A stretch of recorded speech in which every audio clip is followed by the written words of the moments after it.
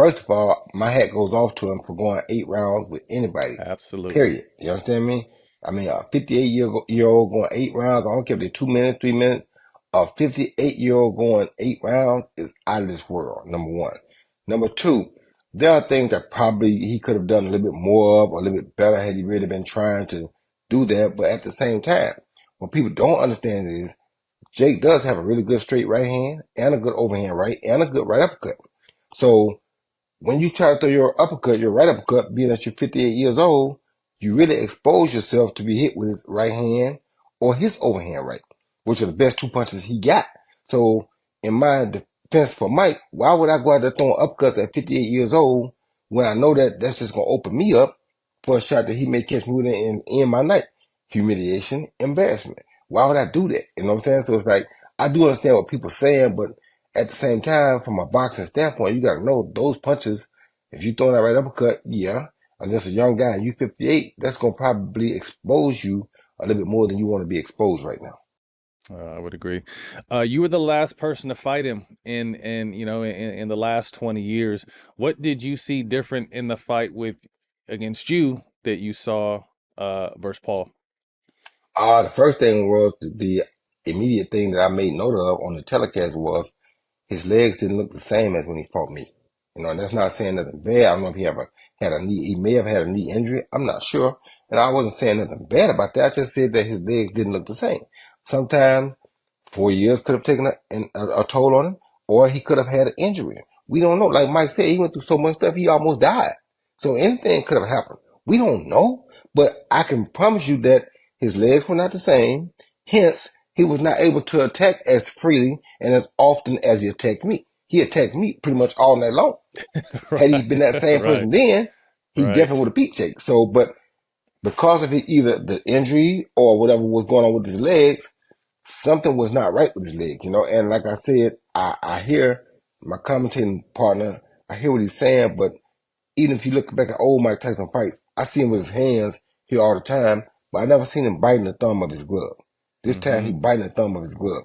I never seen Mike do that. Even when I fought him, he never did that. So it's like Mm-hmm. I hear them, but nah, it's something was going on Something with wrong. Mike. I Something's don't know wrong with his what, knee. but Yeah. yeah, either he was Yeah. frustrated that he couldn't do what he wanted to do because of his legs, or something. I don't know 100% what it was, but it definitely was something.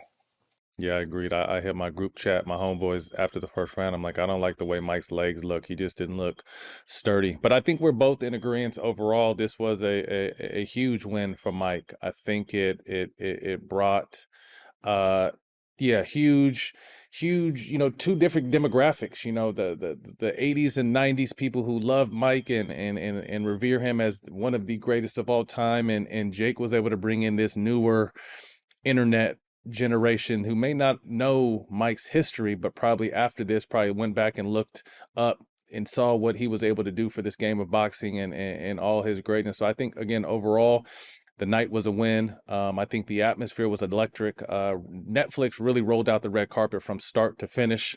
From just the red carpet treatment from the airport to the hotel. Once you get there, we were sitting in the first couple rows and everything was free, drinks, food, whatever you needed. I mean, they spared no expense. As someone who's obviously boxed in the biggest surroundings and been at fights, where did this kind of rank as far as the energy and the atmosphere with previous fights you've been around? Ranks very high for me, and I think maybe even the top, maybe probably the top ones I've seen because you got to think about Mm, it. What he basically did is he allowed Mike Tyson to be exposed to the social media frenzy that's going on yes. now. You know, we, yourself, me, Mike, we came along before that social media Mm-hmm. frenzy took place, right?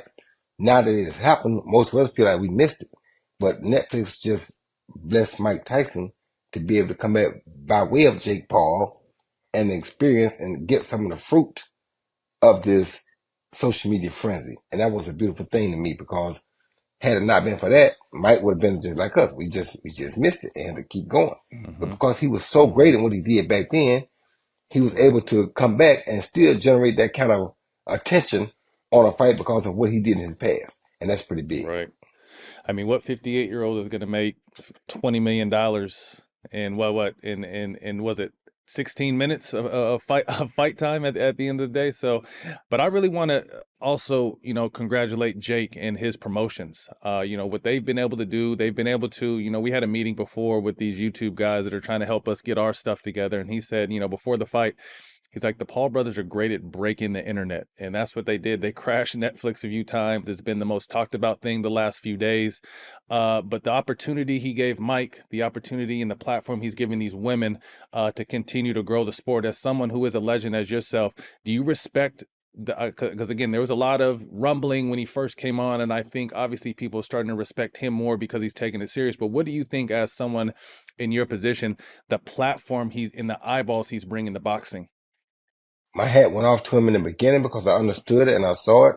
My hat goes off to him even more every day because each and every day he does something that's helpful not to just himself, but to other people. To help them women get the kind of payday that they got and that they so richly deserve was a beautiful thing on his part. The fact that he can bring so much and he's sharing it with everybody else. Come on, man. That's what that's what I think life is about. Getting it, bringing it, and sharing it with other people. That's what Jake is doing.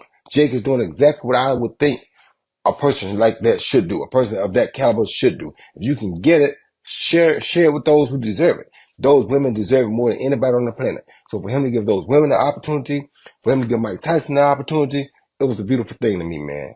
I'm sorry, but it was a beautiful thing. You know you want those Wingstop boneless wings. With the boneless meal deal from Wingstop, you get 20 boneless wings, 4 delicious flavors, an order of large fries for $16.99. Mango habanero, OG hot, and my favorite, lemon pepper. What are y'all waiting on? More wings, more flavor, more bang for your buck. The boneless meal deal from Wingstop. Order now at wingstop.com.